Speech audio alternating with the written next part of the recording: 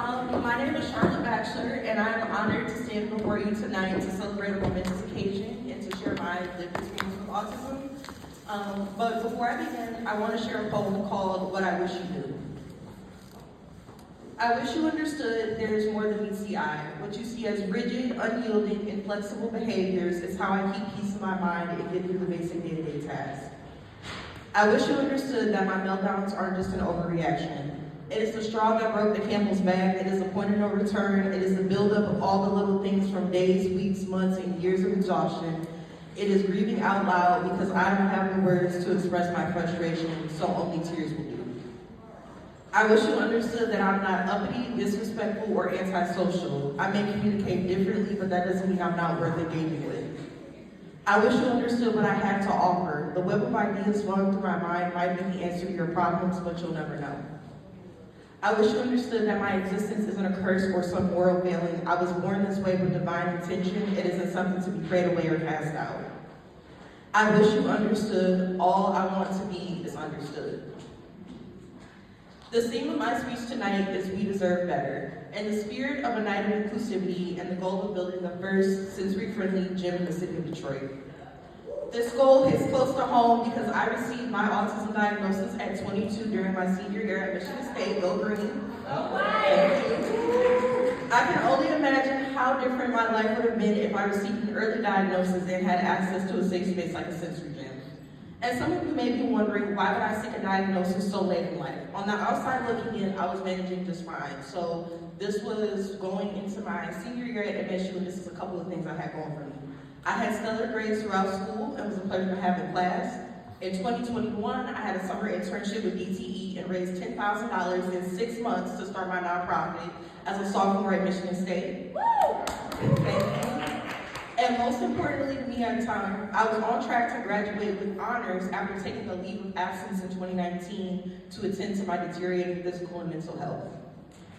I went from spiraling down a rabbit hole of hopelessness, intense anxiety, and suicidal ideation to feeling like I had conquered the world. Despite this, I still felt different on the inside. I felt socially stunted even though I was constantly told how mature I was for my age. I couldn't enjoy music or a TV show casually. My interests would become all-consuming. I struggled with changes in my routine, and when I became overwhelmed, it felt like the world was caving in on me. These differences implored me to define what I had been feeling all along. I started researching autism in 2020 and finally felt prepared to seek a diagnosis in 2022. I knew the challenges I was up against in seeking a diagnosis, the stigma of already being diagnosed with bipolar II disorder and being labeled as a hysteric by doctors, the misogynoir and disbelief that I could be autistic because I was a Dean's List student at MSU and had managed to make it this far with no interventions, because no one else in my family is autistic and I could have just been overthinking things, because I'm not a white little boy and the way I mask my autistic traits is intrinsically linked to my socialization as a Black woman and making others feel comfortable. I still decided to seek a diagnosis because I wanted to understand who I was entirely and to name and validate my experiences. And I knew I wasn't the only one who felt that way. As I scoured the internet and pored over podcasts, blog posts, and Facebook groups, it astounded me that this isolation was a shared experience and had become an unfortunate norm for Black autistics. And at that moment, I realized we deserve better.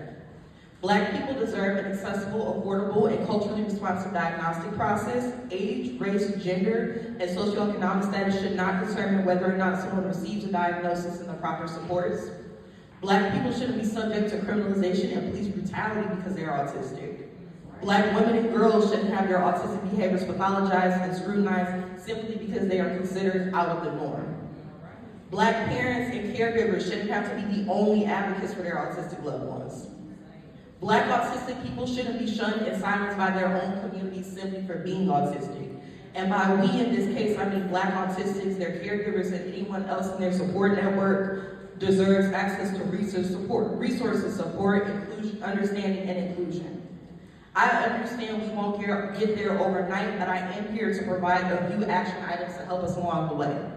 1, let's reimagine the face of autism. When someone hears autism, the first thing they unfortunately imagine is a little white boy playing with trains.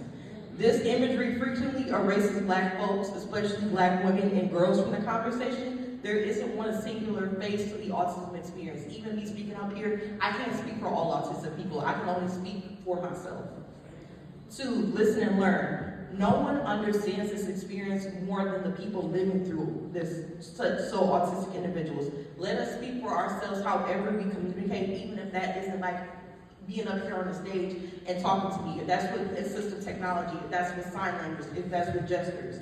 Let us speak for ourselves. There is great value in understanding and us sharing our stories. And 3, nothing about us autistics without us. You cannot create effective change for autistic people without putting us at the forefront of the change making. No matter how well-meaning an ally might be, it is crucial to center us those with this lived experience. And then I just have a couple of words to leave us with, and I'll let y'all be. Autistic people deserve the world. We deserve loving, accommodating, supportive families. We deserve to be listened to and to have our experiences honored and respected. We deserve to be recognized as experts in our own lived experiences. We deserve to experience Black joy and to be beloved members of our community. Thank you for your time this evening. That's all I have for you.